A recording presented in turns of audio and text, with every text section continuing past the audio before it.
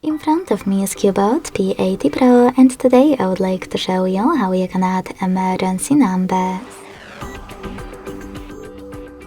You need to begin by opening settings and scrolling all the way down to access safety and emergency.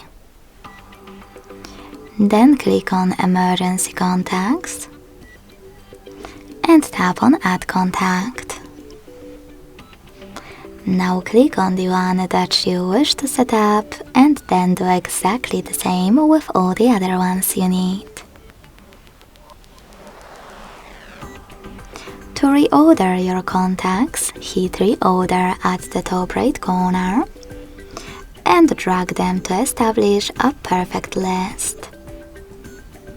Then hit save, also at the top right corner. To remove one of your contacts, you need to use this X next to the chosen one and confirm your choice in the pop-up. Thanks so much for watching. If you enjoyed this video, leave a like, comment and subscribe. Bye!